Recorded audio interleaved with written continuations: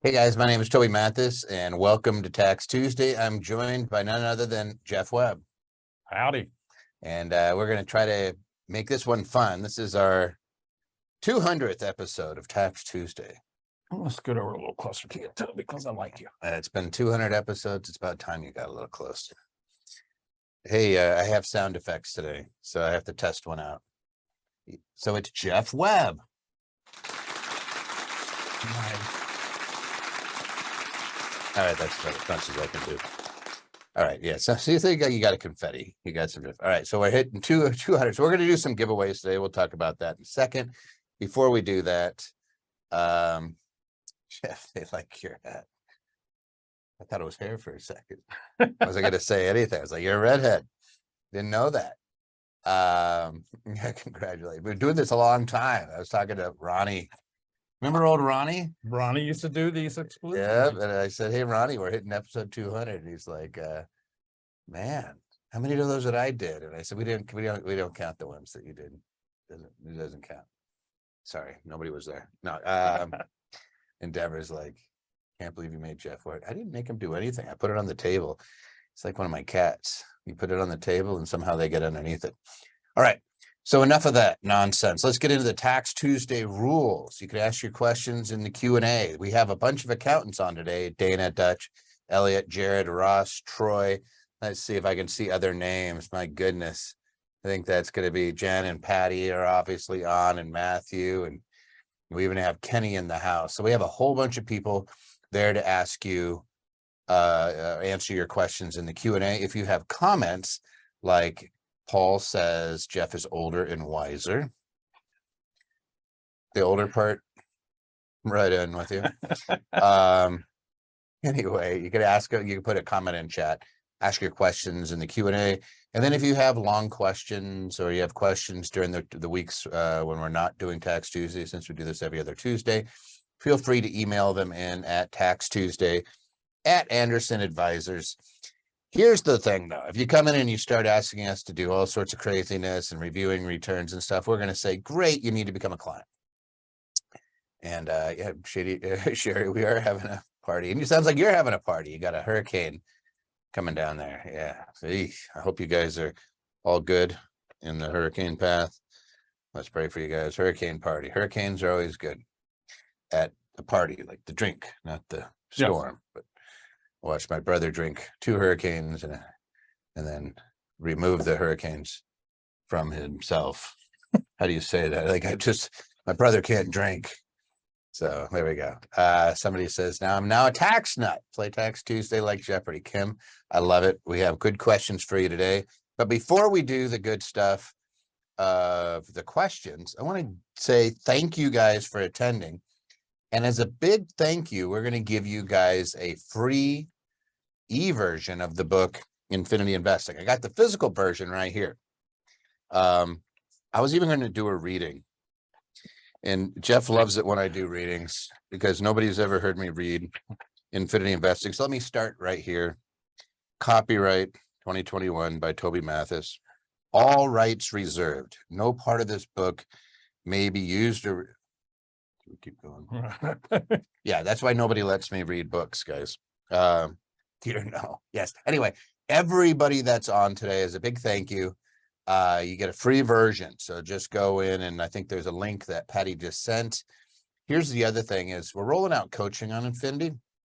It's not a service right now that anybody can pay for, but we are going to let you guys do the coaching calls. I have 4 coaches that do a great job, and they understand the Infinity system. And so we're going to say free coaching session. I want you guys to be the ones who get the freebie because you guys are the ones that show up and actually do the tax stuff. So somebody says, I'm beyond help.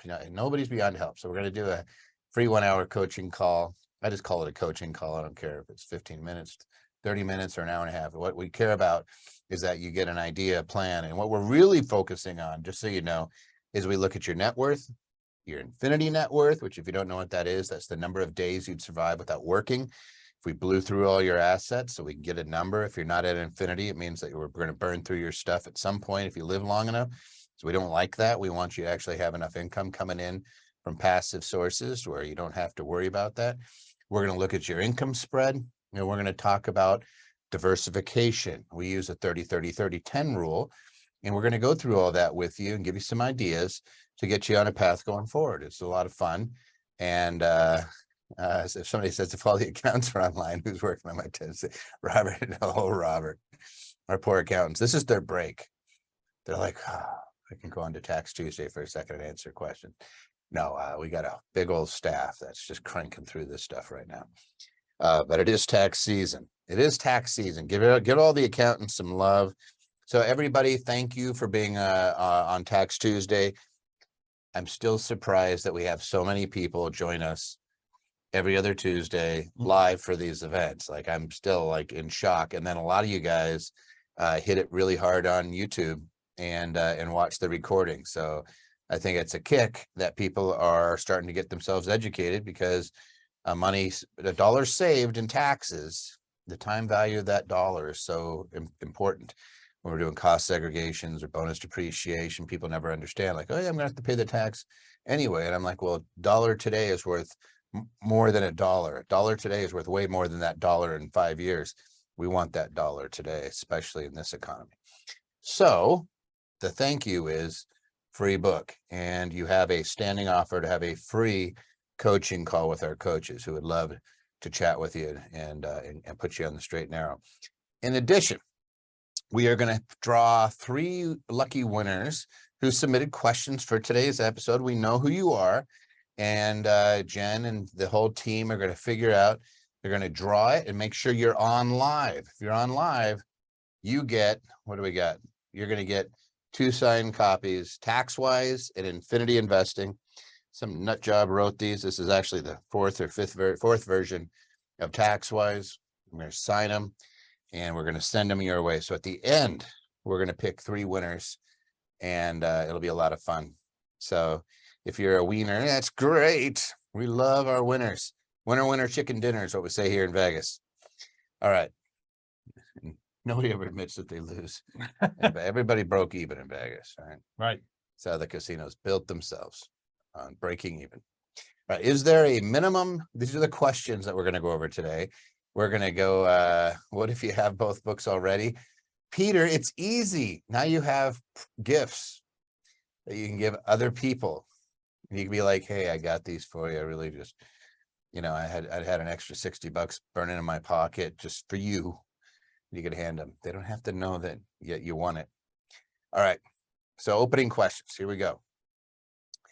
Is there a minimum net income where it would be beneficial for a single member LLC to file as an S-corp rather than a disregarded entity?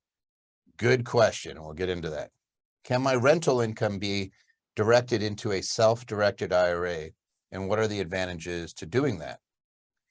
I don't understand the difference between owning rentals as real estate professional, rep status, or as non-rep. And what, if any, disadvantages are there when buying a rental inside a solo 401k using a non-recourse loan? I guess there wouldn't be any depreciation. Good questions thus far. We will go over those. How is a land flip taxed? Does land have to be held for a year like a house? What's this year thing? Everybody says a year. What is this year? Is it acceptable for the IRS to trade futures from a 501c3 or a family foundation entity? Does the entity need to pay capital gains? Good question. In other words, can you trade futures inside of a 501c3? We'll get to that. If you form an LLC for rental property, is it best to report the activity on Schedule C or E? Question mark. Great question. And it's going to surprise you. Some of you guys are like, hey, no way you're going to put it on C. When is the best time to do a cost segregation study? Should I wait until after renovations or before I start fixing an investment home? Very good question. 2 questions. Somebody's doing a twofer. They want to get 2 sets of books. No. We fix and flip luxury homes and are thinking about keeping some to rent. We have held some in the past. We have an LLC, but the accountant is saying to go to an S-corp. We are setting up a family trust in Florida and watched your video about trust in Wyoming. The attorney says we don't need Wyoming. Interesting. So we'll get into those. Probably. What is the best way to pay my children who actively trade in our fix flips bookkeeping? Is there an age limit or other qualification? Must live at home. My daughter just turned 18 and is going to be attending college, but still will be helping on our properties. Good. I have a C-corp. Do I need to somehow set the girls up as employees and set up as payroll? Great questions. Very, very fair questions. I understand anyone can gift to anyone in a year an amount not to exceed $17,000 per person. Can I gift from a family limited partnership, units not exceeding that amount? Giving them a percentage of the LP units each year. Does annual gifting under 17,000 avoid the generation skipping tax if gifted to grandchildren, nieces, nephews, etc.?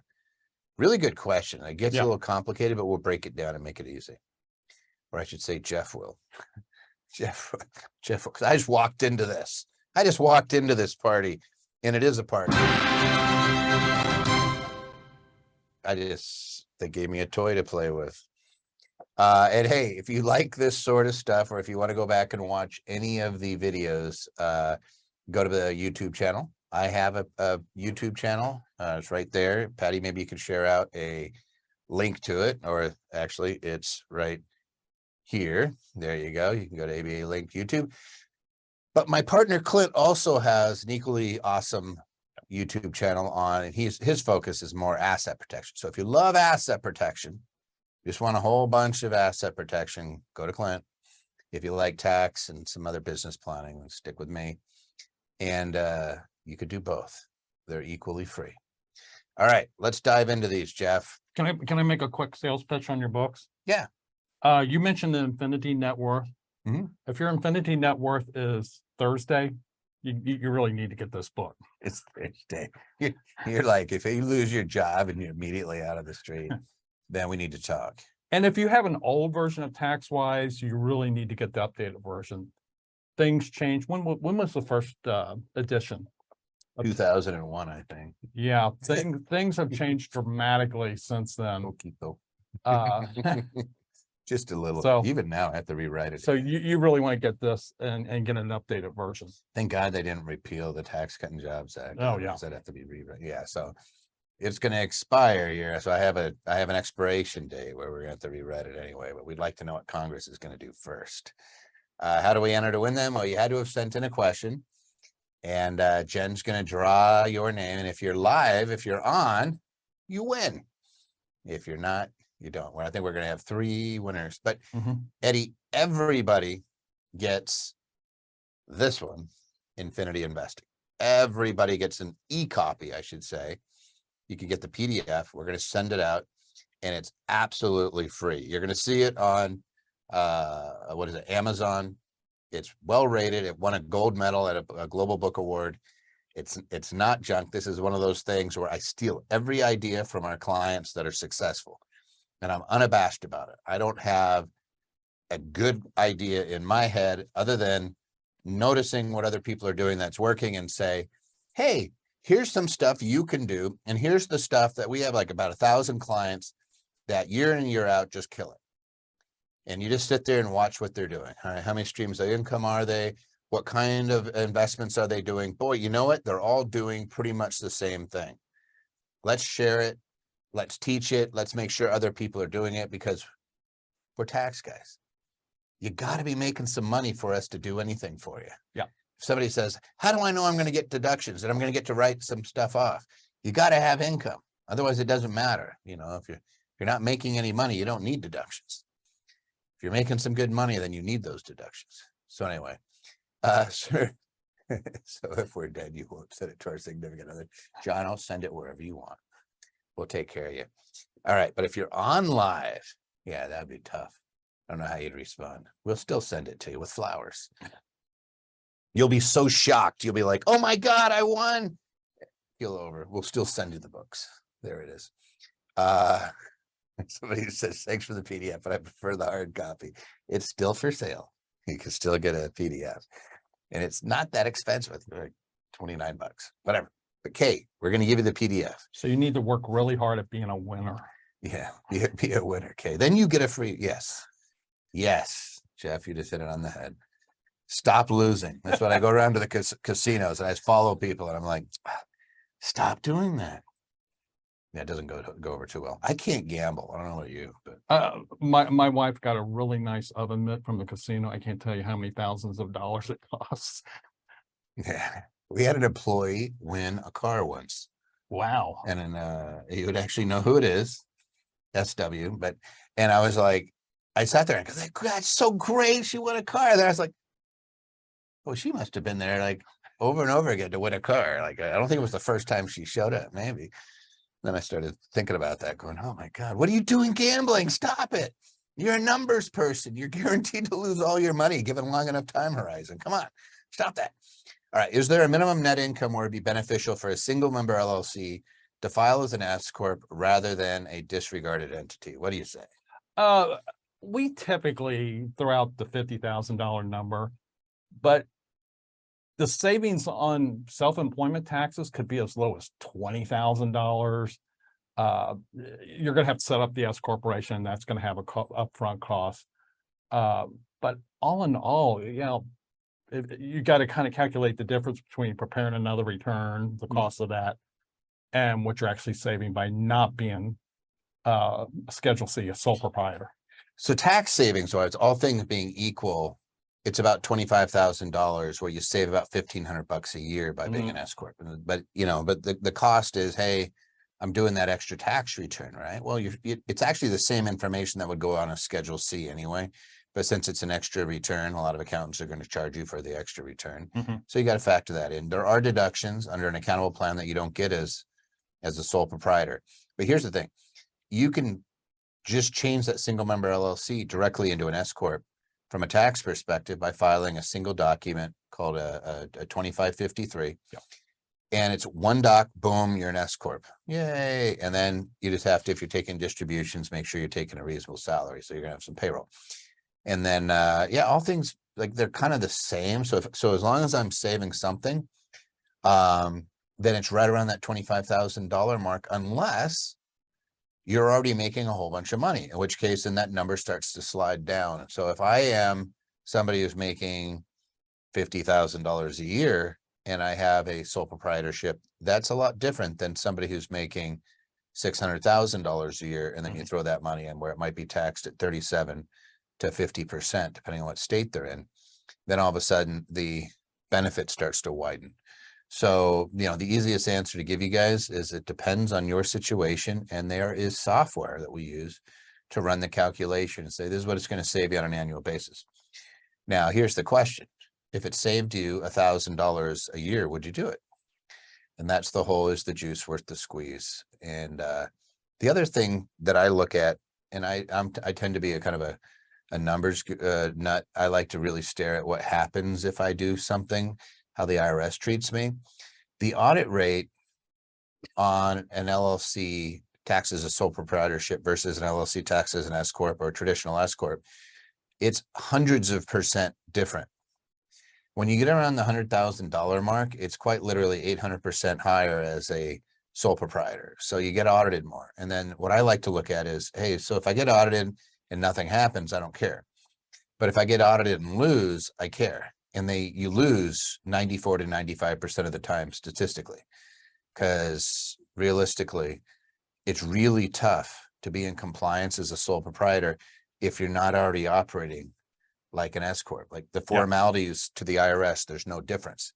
And accountants always say, oh, you know, sole proprietors are so much easier. There's less formalities. And it's like, it's not necessarily true, guys. The tax requirements are identical, and the tax returns, Schedule C versus the 1120S, are virtually the same. You need a balance sheet on either one. You need a P&L on either one. You need to be keeping good books and records, period. They don't differentiate between those. And so what happens is a lot of people going in thinking, oh, I don't have to do all these things and separate out my accounts. And then they get blindsided when they get audited and they lose. Plus, there's a lot of deductions you don't get. Like I always use my cell phone. These cell phones aren't cheap, man. Like the data on them. If I have my cell phone and I'm spending $200 a month on my cell phone and I'm a sole proprietor, I have to differentiate between the business use and the personal use. If I am an employee of an S-corp, because I set up as an S-corp, I can reimburse the whole amount.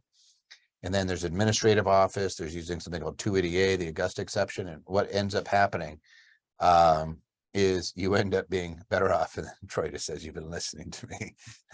Troy is head of our bookkeeping. He's like, yes, I do listen to you, Troy.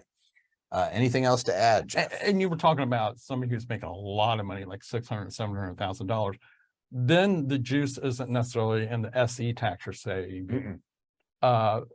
You can pay yourself a large salary, which means you can pay or contribute greatly to a defined benefit plan.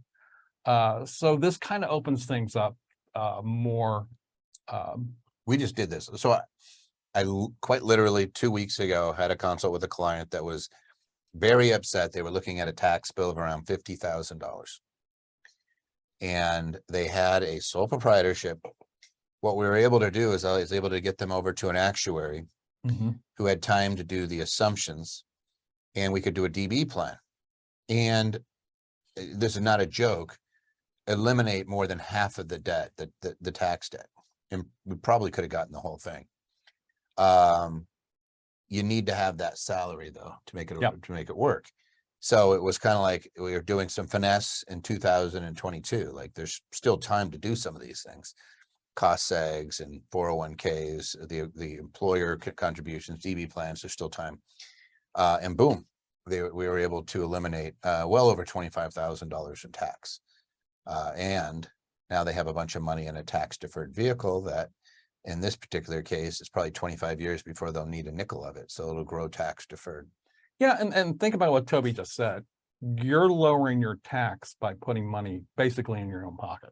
Yeah, it's in your realm of control. Yeah, that's, you know what, that doesn't get enough airtime. I always look at it like so a lot of people know I use charities, I use retirement plans, and I'm using vehicles to try to get reimbursement. I pay kids. It's all in your realm. That's what I look at. As long as a dollar doesn't leave your realm, I'm looking at that. And when I add up everything that's still in your realm of control, and it's usually significant, right? If we do a little bit of planning, that's what matters to me. And some people are like, well, it's not in my bank account, therefore. And I'm like, hold on. It's still within your realm of control. You didn't pass it off to a third party.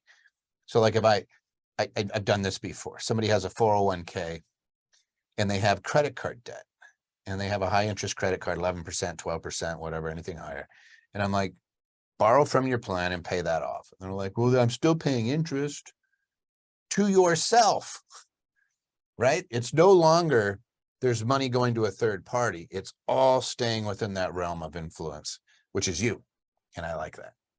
Hey, we even have Kurt. I see Kurt on there. We got everybody coming in to help you guys. So there's a lot of questions being asked. We like that. All right.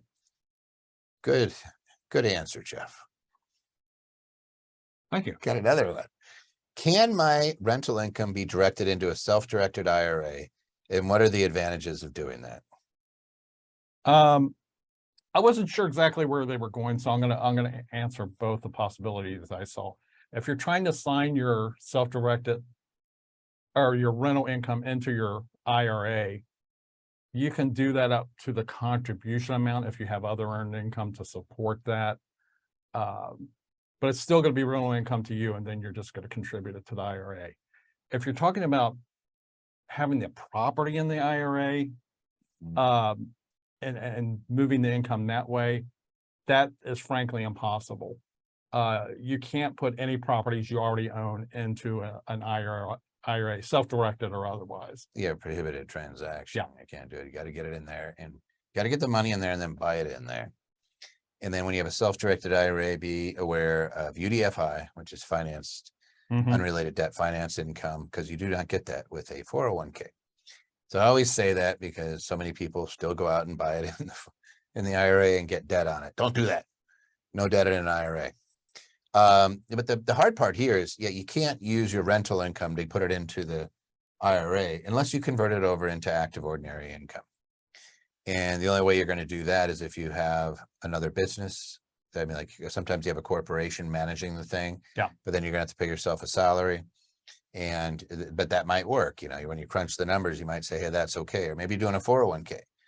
in which case, hey, I'm getting $25,000, whatever it is, and I'm able to put it into that plan and avoid my income tax on it, then sometimes that pencils out pretty well.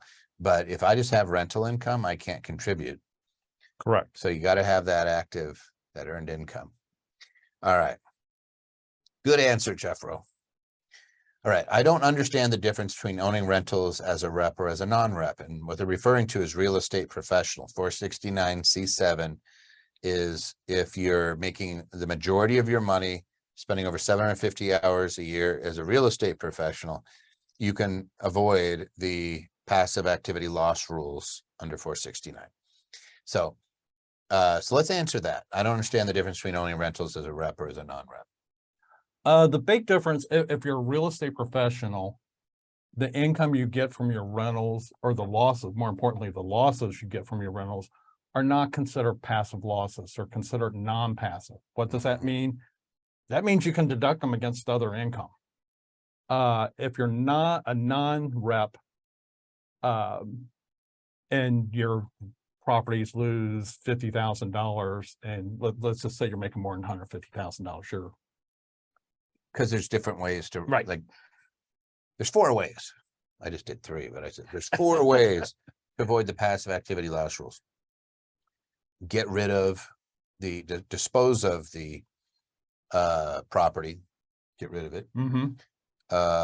Active participation, you can write off up to $25,000, but it phases out between $100,000 and $150,000 of adjusted gross income. There's real estate professional, which makes it all non-passive. And then there's real estate that qualifies as a short-term rental, that does not qualify as rental anymore. That's an exception to the rule. And those are it. So when you're talking about rep or non-rep, we're just focusing on one of those exceptions. It doesn't mean another one might apply. But the big difference, like Jeff said, is as a rep, losses are non-passive. I can use it against my W-2 income.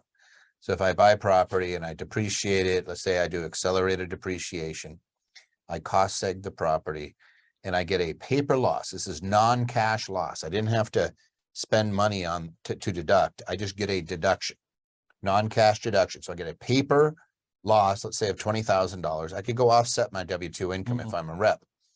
If I'm not, then that's a passive loss. It can only be used against other passive income, but I don't lose it. It flows forward. I carry it forward.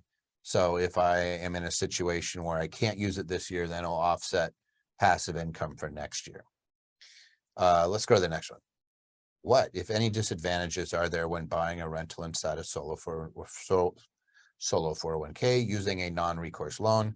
I guess there wouldn't be any depreciation.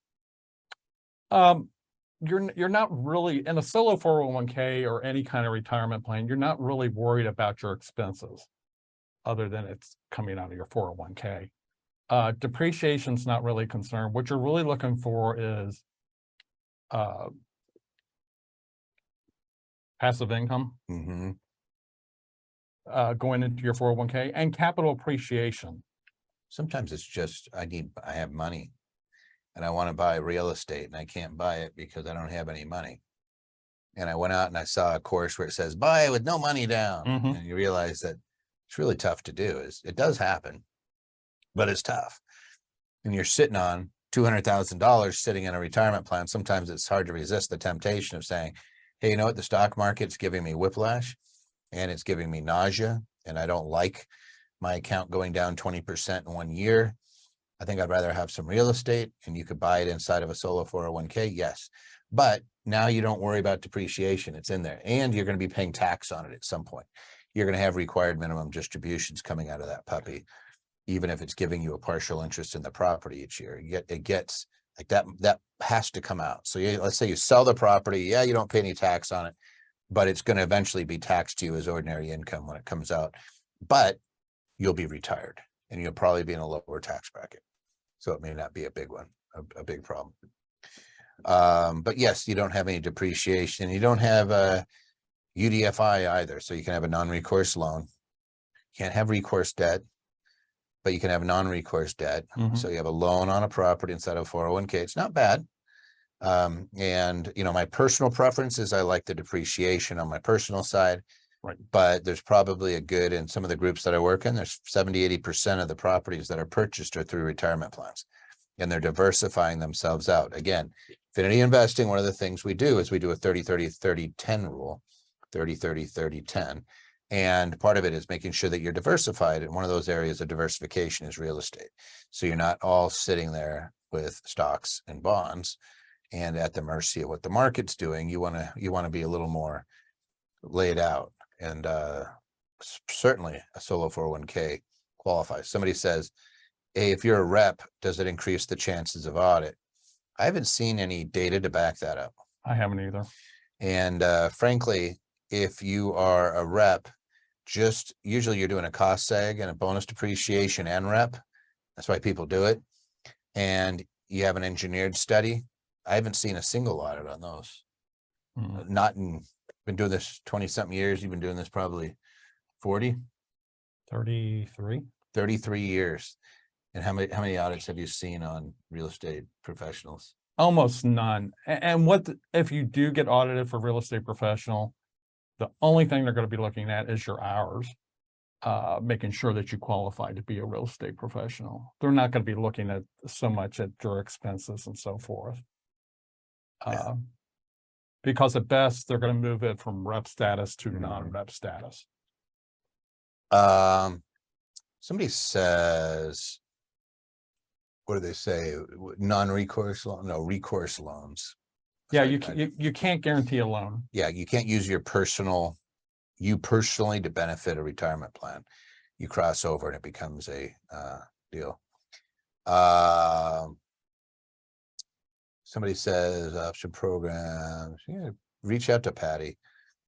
Offered passive management. Okay, so somebody's talking about passive management of option trading, probably because we love to do that in Infinity.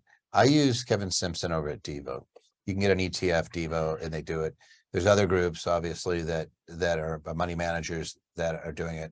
And I don't say either way. I tend to be really cheap. So I go to where like an ETF is super cheap and I like Kevin, but it doesn't mean we're closed to other folks. So by all means, reach out. We'll take a look at it. How is land flip taxed? Does land have to be held for a year like a house? What the heck are they talking about, Jeff?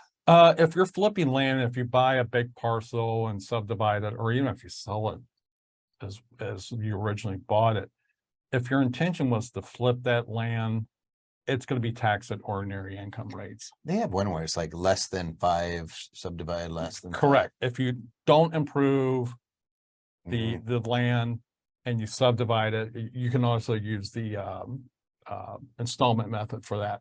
Yeah, and so what we're talking about is here, you know, when you buy something with the intent to sell it, you're a trader business.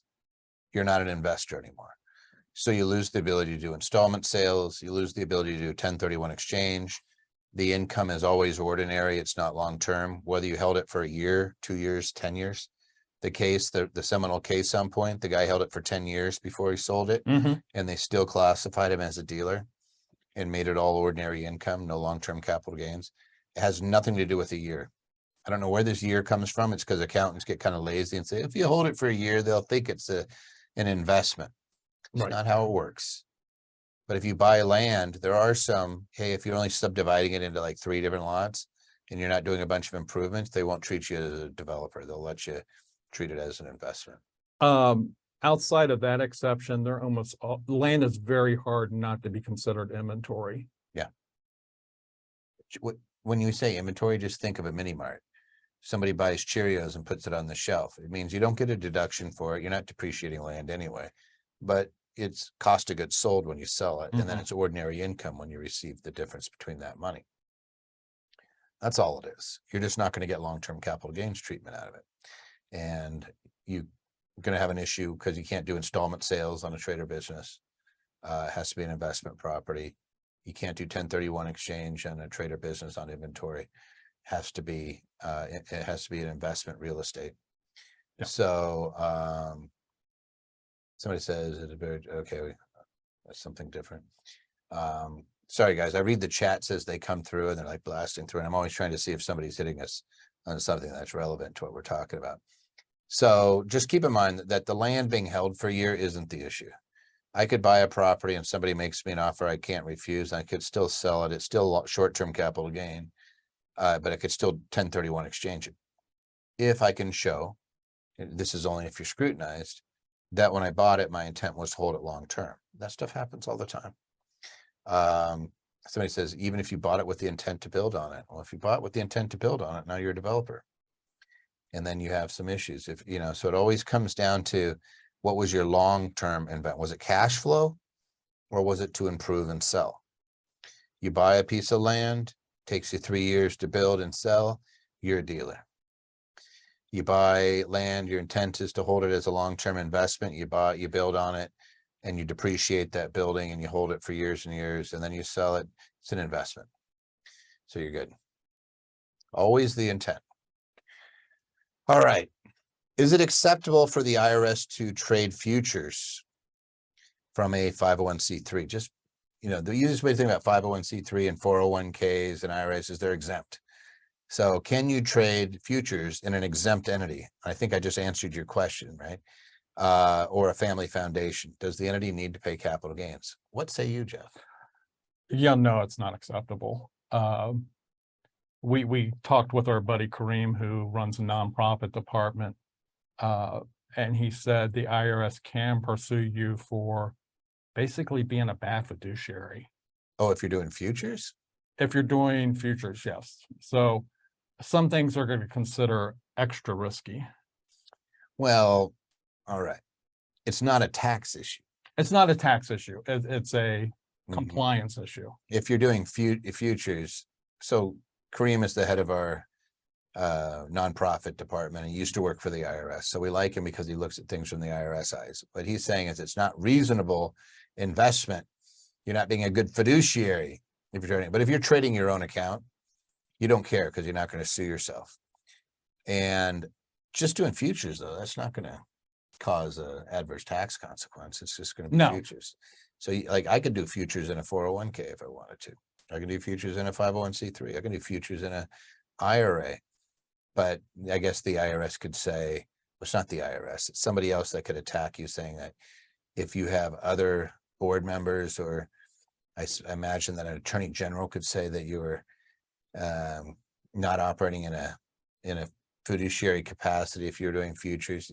I guess the answer would be careful if you're trading futures inside of an exempt entity. That where they could get you is on the there we go. To clarify, cannot invest in speculative investments. You must invest prudently. If you invest in futures, make sure it's a very small percentage of your assets in case you lose it all. Hey, Kareem, what would be the bad part? Since Kareem's out there, he's in the Ethernet and he's chatting. Is the IRS, would they do anything? Or is it just, are you talking about it from a state attorney general coming in and saying, hey, you were operating this thing, you ran out of money and you blew through a bunch of donor money? We'll see if he responds. Type faster, Kareem. I know. He uses two fingers like me. Both. Yeah. So yeah. So here's the answer. Unless you're a really good investor and you're really good with futures and you have a track record, don't do it. Here we go. Gosh, Kareem, you were from the IRS sometimes. I'm gonna give you a hard look. If you invest a small percentage, they won't come after you. Spoken like a true IRS guy. He's Kareem. He's just trying to keep you safe. Yeah, you have the green lightsaber now, not the red one. I'm just teasing. Kareem and I are going to head down to Bogota, Colombia to watch one of our clients rock it. Did you skip one or was that my imagination? Let's see. No, Just the futures. you're good. All right. If you form an LLC for rental property, is it best to report the activity on a Schedule C or E? It's not really a choice. Mm-hmm. If it's a long-term rental, it's going to go on Schedule E. If it's a short-term rental, it's going to depend on whether, not so much whether you're materially participating, but what kind of services you're providing. In that case, it would go on Schedule C. Could be subject to self-employment tax, but hopefully you're taking tax losses, not cash losses. If you're not providing kind of services and it's being managed by He has somebody else, a rental property. It's going on Schedule E. It's going on Schedule E. Yeah, make it easy. Even the short term Yeah, could end up on Schedule E. where you have that weird thing is when you have less than 7-day property and you're actively participating in it, you're materially participating in it, and you're adding significant, what is it? Significant services. Significant services. Now you have self-employment tax, and that's going to go on C. Technically, it could go on E. And we like to get into fights with the accountants because they'll take a position that it's one or the other, and you're kind of like, it's either one. Yeah, this was always kind of a topic, and then Airbnb came along. Yeah. And blew it up. Well, Airbnb wants it on C, I think.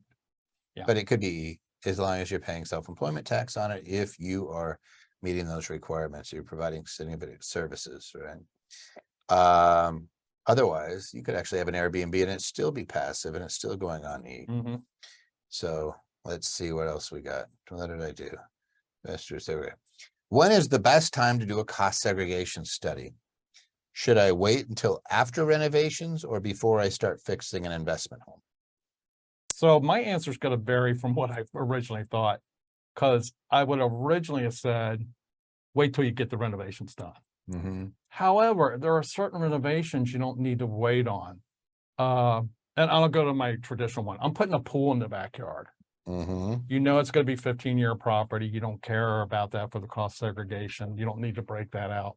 So go ahead and do your cost segregation. But if you're tearing out kitchens and bathrooms and stuff like that, you're probably going to include that in the cost segregation. That means accumulating your invoices and giving them to the cost seg people. Yeah, it's not too difficult when you're doing improvements to property to figure out. The cost seg helps because you can figure out, like, let's say that I'm going to do a renovation and I'm going to get rid of the roof. I'm going to change out the carpet. I'm going to do a bunch of that stuff.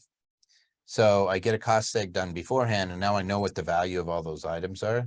So when I get rid of them, I can take them out of service and write the rest off, the portion that I haven't depreciated. So I get a big fat depreciation there.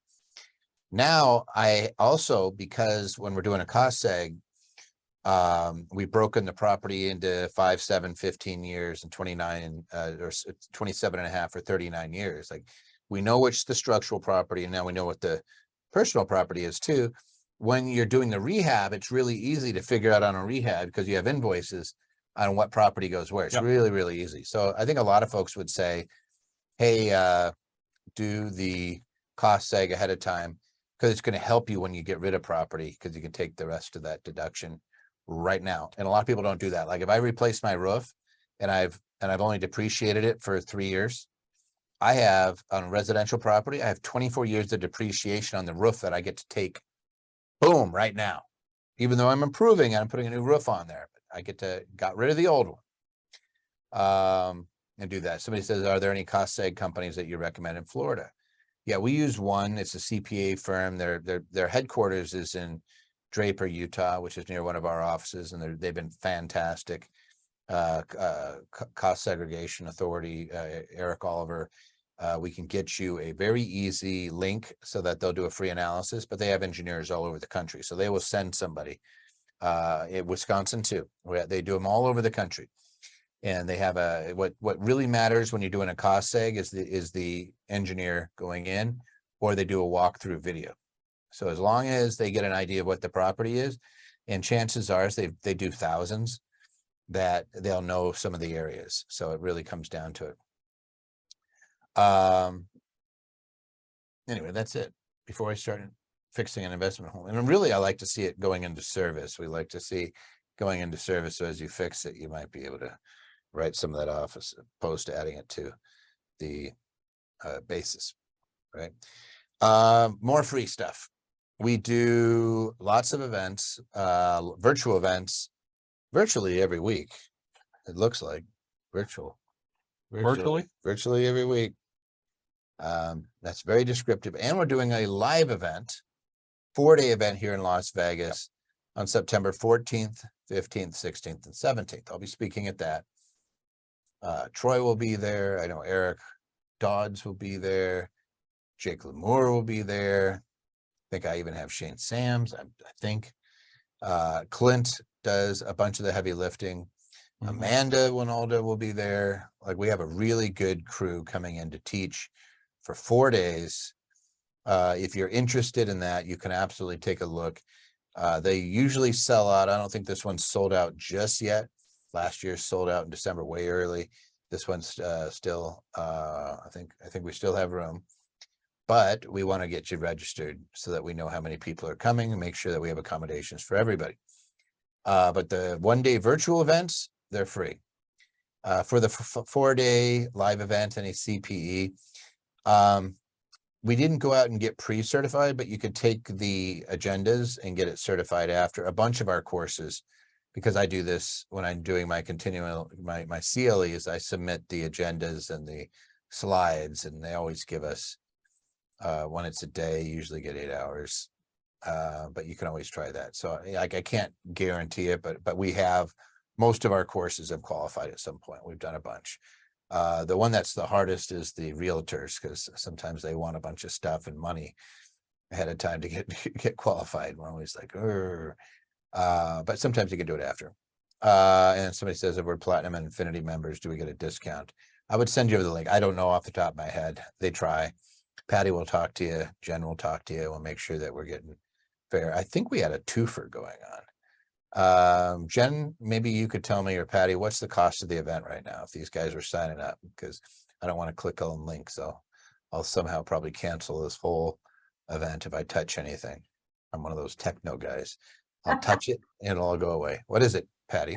Executive is $6.99, where you buy one get one free. Premier is buy one get one free for $5.99, and then a members is buy one get one free for $3.99. So it's all in the link, and check it out. What are members? What's $3.99? $3.99 is Anderson Titanium Platinum clients only. Titanium Platinum, you get $3.99. 4 days, $100 a day. Cover the cost of the room, maybe. No, that'll cover the cost of a gallon of coffee. Right. In Vegas, that's about what it gets. Yes, Patty rocks.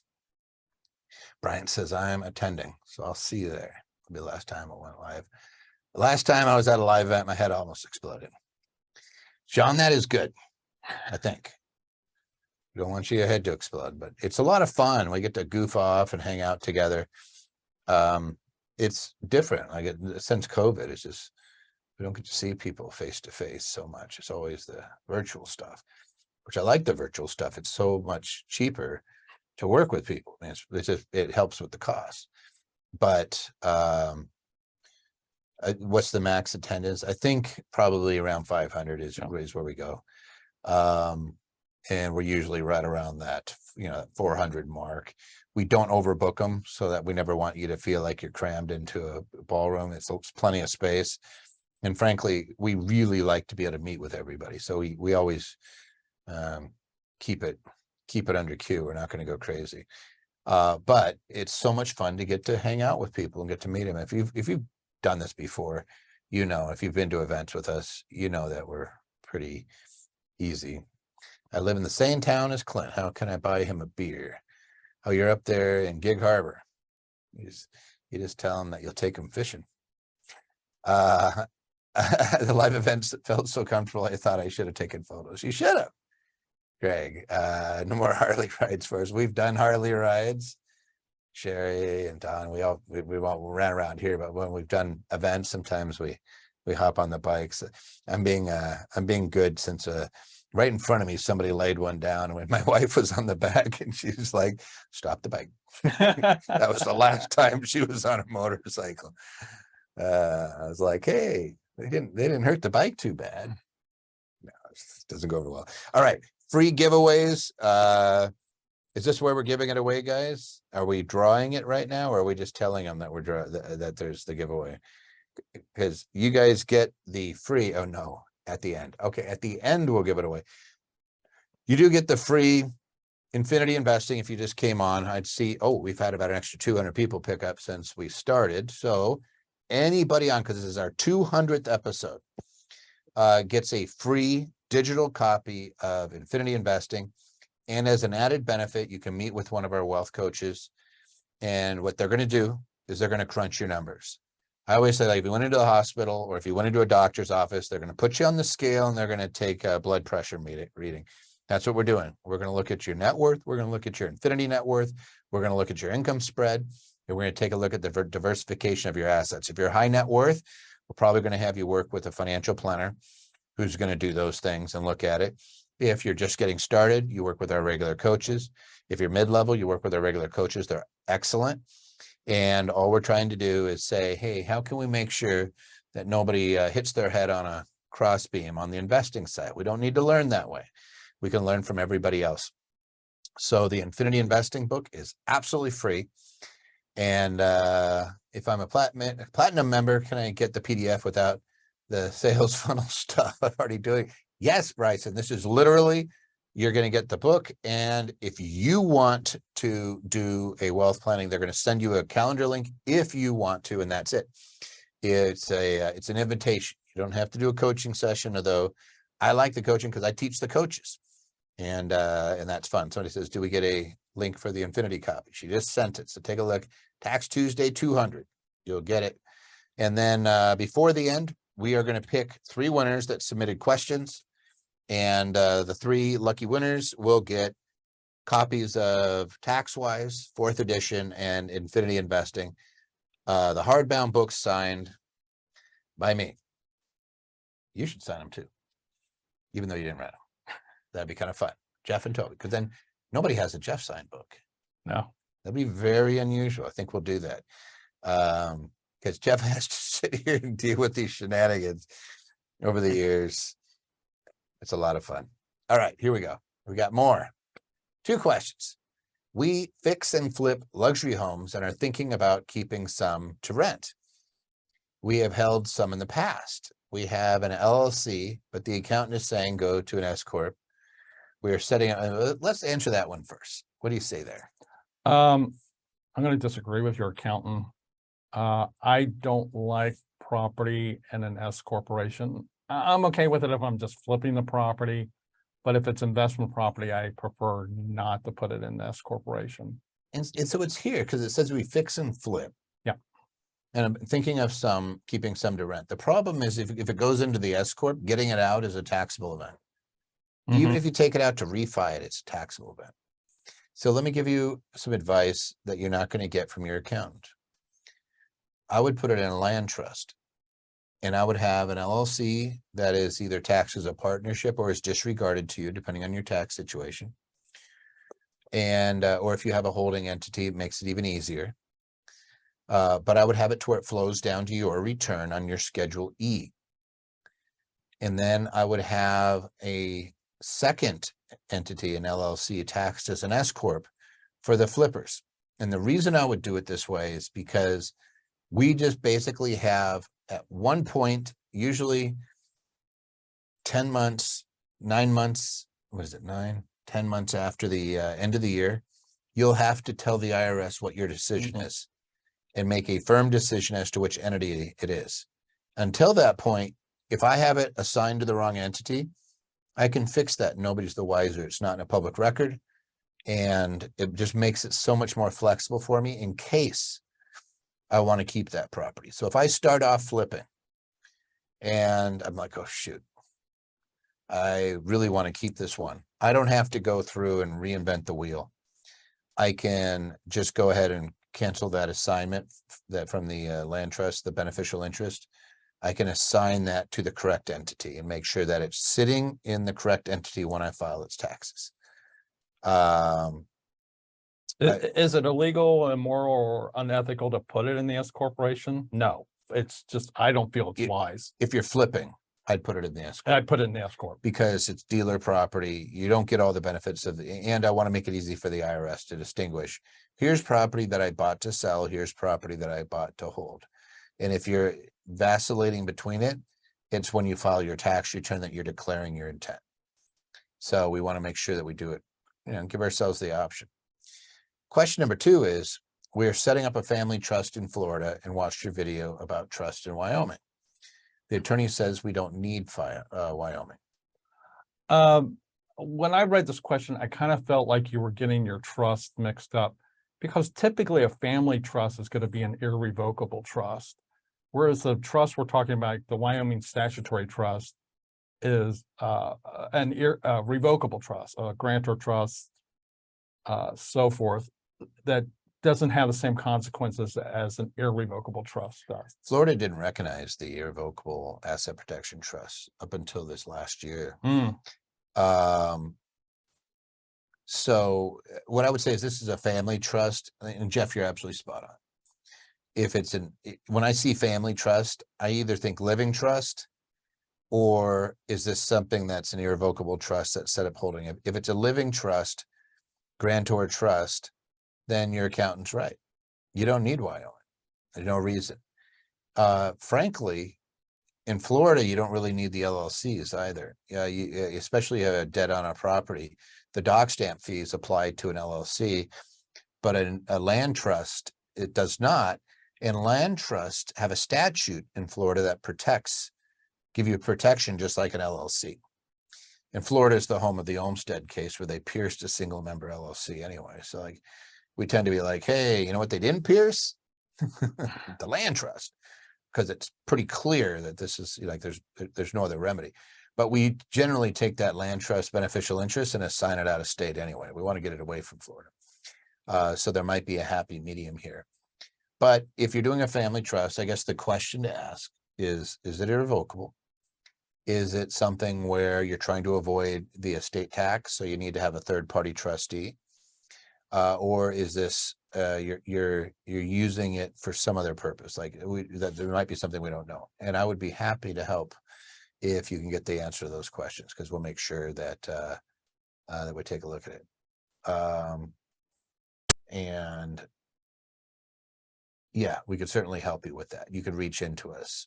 That's one of the things that we would do in a primary review too. Like I don't care if you're a paid client. If you just come in and we could help you get some direction on that as a courtesy. All right, let's go. What is the best way to pay children who actively help in our fix flips bookkeeping? Is there an age limit or other qualifications? Must they live at home? My daughter just turned 18 and is going to be attending college, but will still be helping on our properties. I have a C-corp. Do I need to somehow get the girls up as employees and set up payroll? What say you? I actually prefer to pay out of the C-corp because they're supposed to be managing your properties. And it really doesn't matter for the 18-year-old. However, if you have younger children and you want to avoid employment taxes, they need to be paid out of a sole proprietorship or a partnership. Mm-hmm. And if that's the case, and then again, they're living at home, the 18-year-old doesn't matter. She's just an employee. But anybody 17 and under, they need to be living at home and being supported by their parents and so forth. So you have that mix going on. Mm-hmm. And if that's the case, and they're being paid out of a partnership or sole proprietor, you don't pay any FICA, Medicare, and certain other tax, unemployment. Yeah, so the only reason I see here that it's a C corp, probably because they're doing flipping. Mhm. So it's not investment, it's trade or business. Daughter that's 18 going to college, I think you're going to have to put her through payroll. But the beautiful part is she's not going to pay tax on $13,850 at a minimum. That's the standard deduction. So she'd have a little bit of employment tax. It's not huge. It's when it all comes down to it, it's about 14%. But if you're paying her more, you could actually jam a bunch. Like you could put 13,850 into a Roth 401k, believe it or not, and pay zero tax. I'd be doing that. You do that for a few years and the retirement's already done. Like when you do the math on it, it's pretty crazy. But if you want to put more in there, like if you're saying, hey, she's working, she's making $30,000 a year, you could probably get a substantial chunk of that. I know that you could get at least 22,500 of it directly into a 401k and write it off and not pay tax on it. You'd have the employment tax only, which is going to be a peppercorn compared to the total amount that the tax savings over the next 60, 70 years as that money grows is just going to be mind-boggling. You just let that money compound. Put it in ETFs, put it in dividend stock, let it just compound, give it time, and that cake is going to be so big and juicy when your daughter is getting older, and she'd be able to use some of those funds, like to buy a house and things like that. There's some ways to get monies out without penalties. But to the extent that you guys can do this, do it. There's another way that I did this with my daughter when she was going to college, is I set up a separate company. I was the manager of it and she was the member. And then I used that whenever she did activities for different businesses. I always used her for social media. So I didn't control her schedule or anything like that. I said, here's what you have to do, just like I would any other contractor. And then I paid it. And it all flowed down to her return. In her case, it was a Schedule C because she wasn't really making any money. At the end of the day, she had zero tax on almost every year because she'd make 10, 12,000 bucks and free money. We put it right into retirement plan. So it works. So let's say this young lady, she's 18 and she's starting college. So Mhm. she's going to college full time and she's working part time for her parents. Mhm. Do you change what she's doing? Do you pay her more and then have her pay her own tuition, or? Yeah, so it's always the thing. It's like when a parent is paying for their children's expenses and you're paying it with your after-tax dollars, you're paying a substantial amount of money. I use 10,000 bucks. If I'm paying 10,000, I probably had to make about 15,000. I paid state, federal, Social Security, Medicare. When you add it all up, it's about, according to the tax foundation, you're right around 29-30%. So I had to pay a $5,000 hit. If I paid the child and let them pay the tuition directly, I save 5,000 bucks. But I'm kind of the mind like, hey, you know what? I'll still go ahead and pay the tuition. I'll take that little hit, and that $5,000 is going to seem like a peppercorn if I can get money into a Roth and into a 401k. If I got, let's just say that it was $6,000, $6,500, you got into a Roth. The compounding on that over the next 70 years is going to be ridiculous. And if we could do that every year just for 5 or 6 years, I don't have the numbers in front of me, but there's a good chance you just made her a millionaire. If all you did is fund it and then lost the password, forgot it, I'm going to say that. But if you did covered calls, did a sector rotation on your ETFs, just listen to Eric in the infinity realm. If you go into 360, like, you know who Eric is, he runs our advanced trading room. It's really awesome, but it's 3 days a week. They go in there and you can go in there and say, hey, what should I do with this money? And they'll show you sector rotation on ETFs. So they'll show you, here's an easy way to play the SPY to make a little bit of extra money. And if that's all you did is just went in there once in a while, a bunch of people are already giving the thumbs up and the confetti for Eric because he does such a great job. It's really straightforward. We don't do crazy option trading. We want to be the casino. We want to make sure that you protect your principal, but that you don't just leave it there for free. We want to rent it. And rental in the stock market is covered calls. And so we show you guys how to do that. Somebody says, do we need to set up the girls as employees in his payroll? Here's the other beautiful part. You get your daughter. Let's say that Jeff's daughter is working for his C-corp. Daughter needs this to work for the company, right? Especially if you're doing social media or bookkeeping in this case.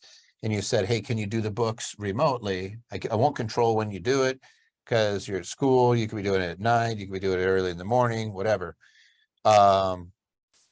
And you sit there and now you can reimburse for the cell phone, for the computer, everything, and it's tax-free. So now you're starting to write stuff off that's 100% tax-free because she's an employee. That is another trade-off. So you start looking at those things and you say, what's the best route to go? And the answer is always going to be kind of, it depends. I hate to say that, but you're going to say, all right, what are the expenses? Is she like a new MacBook every year type person? Does she have the, what type of degree? Maybe it's engineering. You're using far more robust computer equipment, things like that. Can it be used for the business? Because the business can write that off. And then you get it. Somebody says, that's a study out by Fidelity that shows exactly that, Toby. Day traders lose money, and people who do the best are the people who don't touch their accounts. Yeah, there's 79 different studies that were out of Schwab that did all these things. And the big one was out of Taiwan, where 98% of the day traders over a 15-year period lost money, which is scary. And that's been our experience. What we saw Yeah. about 80% losing. Yes. And I don't like, you say that to traders and they're always saying, well, it's because you're doing it wrong or you're not following the rules. And I'm like, okay, I have a little bit of issue with people who think that they're smarter than the supercomputer who was doing the calculation constantly. they already know what you're going to do before you do it. Before you touch this, it's going, I know you're going to do that. You're like, well, maybe I'll do this. So I knew you would do that next. What about this? Yeah. So Goldman Sachs had a perfect trading year 1 year. They didn't lose money any trading day.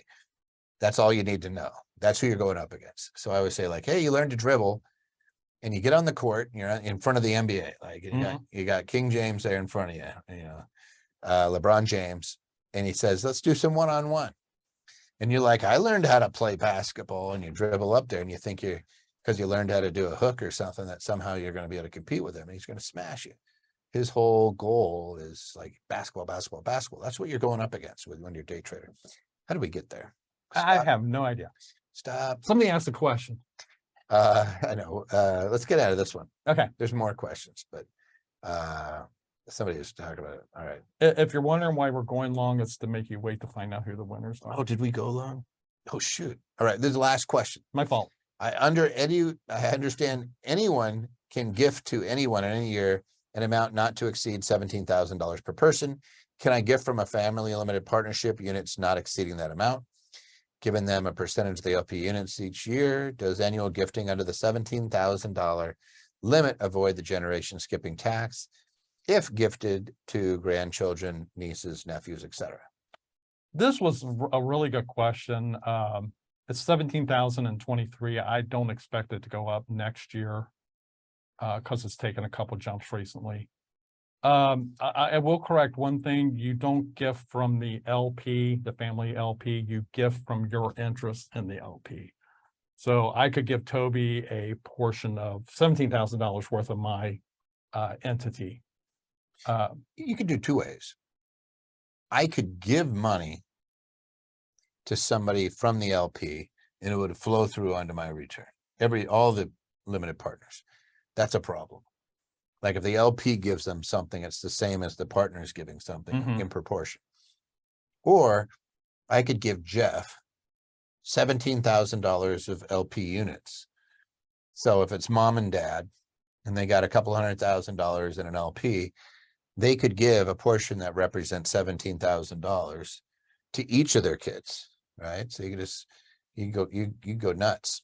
I'm going to give $17,000 here, $17,000 there, 17. If you wanted to give more, you can. It's just now you have to file a gift tax return and it goes against your lifetime exclusion amount, which this year is $12,950 or something like that. It's or $12,950,000. 12, like almost $13 million you can give away tax-free per spouse. Now, generation skipping tax is if it's 37 and a half years, if somebody is 37 and a half years younger than you in your giving, then you're going to use your lifetime exclusion against that. What they don't want is you to give it to a grandchild and skip a generation. The IRS wants to tax each generation. They want to hit you. So they're like, I'm going to use that against these people. That's all it is. But if you're just giving $17,000 a year, you don't have to worry about any of that. None of it. None of it. You get a big win. So now I'm going to put one caveat on it. If your family LP has any hard to value assets in it, you're going to have to get them valued every time you give a gift. Yep. To see how much of that unless you're just doing raw, like if you have fair market value that you could ascertain and you're not taking discount valuations. We used to get nutty on discount valuations. Oh, yeah. When estate tax exclusion was 600,000, we would get nutty. And then everybody's fighting because you're just trying to get it. Like you'd get 48% discounts on assets, trying to get them to somebody else so you didn't get killed in taxes. Minority interests and so forth. And just the problem I want. Honey, I gave away 13 million. Can we have to gift it under your name? Yeah, that's a It's gonna be a hell of a conversation, Craig. Here, I know this one. This is for that conversation. All right. Hey, I was See? just glad I didn't get any buzzers for wrong answers.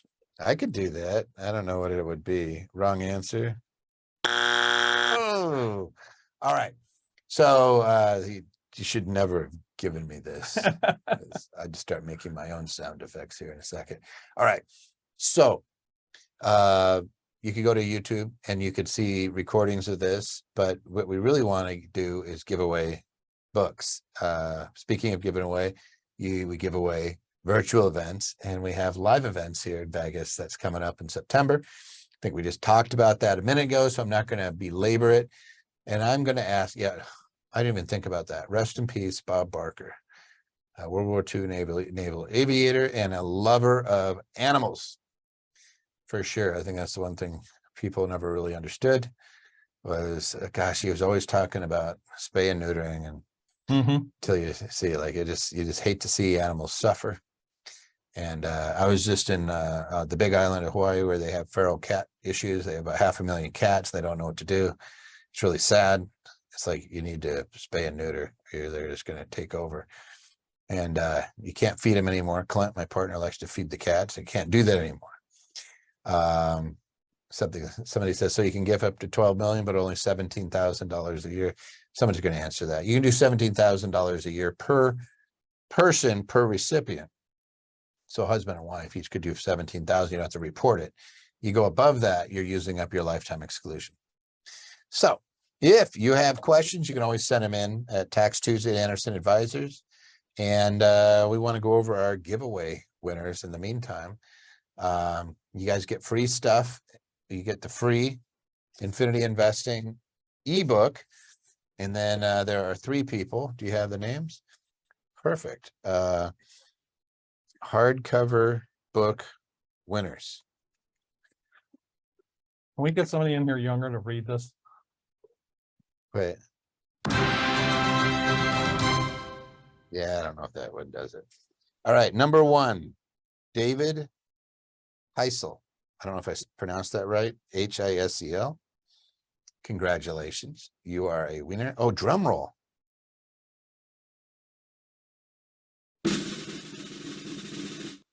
Alicia Thomas, number 2. And Kevin Pope. So we have Alicia, or did I screw it up? Alicia Thomas, Kevin Pope, and David. I screwed up David's last name, Heisel. And I just want to say congratulations. Thanks for being on. Thanks for some Pope. It says Pope, Patty, Pope, like Catholic. You need some applause. You need some applause. Yes. And so we will sign up. We'll sign some books, get those sent out, and we'll make sure. So we will make sure that we get that out to you guys. So thanks again for joining us for our 200th episode of Tax Tuesday. Crazy. And I got to say a big thank you. I got to say thank you to Jeff. I got to say thank you to Ronnie Withager, who did these. I want to say thank you to Kurt. I want to say thank you to Elliot. And I'm trying to think, I think even Mike Bowman has done these over the years with me. I remember doing one in Hawaii with Michael. And I was going to, he wanted the questions ahead of time. I was going to pick all new questions. I was just going to mess with him, but I didn't, because that would be very, very mean. But I should have. But hilarious. I should have. I would have seen him sweat. If you guys know Michael, he would have been so mad. It would have been fun. But he's awesome.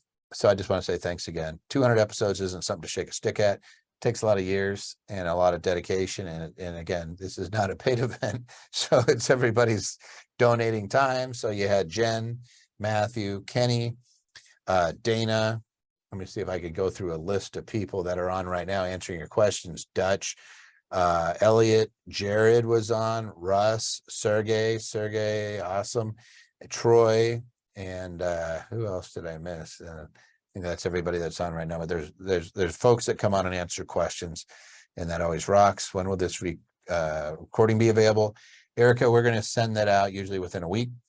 But more importantly, we'll probably send you guys out that link again to make sure that you guys are getting a free copy of your ebook, Infinity Investing. And if you're wondering, hey, is it different than what is actually sold on internet or sold on Amazon for the $29? No, it's the exact same thing. We're just giving it away in the free coaching session. So you can sit down with those folks, with David, with Chris, with Rob and Tate. Those guys do a fantastic job, and we can make sure that, especially in this economy, that you're not doing anything crazy and that you're getting a good second opinion sometimes, or getting led down the right path, because there's so much crap information out there. We've been through this. We've been through a number of recessions, and we've watched what works and what doesn't. Follow us. We'll make sure that you stay out of harm's way, and there's going to be lots of opportunities. We just know it coming in the future. So anyway, thanks again. And we will see you guys on the next Tax Tuesday in a couple of weeks. Good luck to you guys.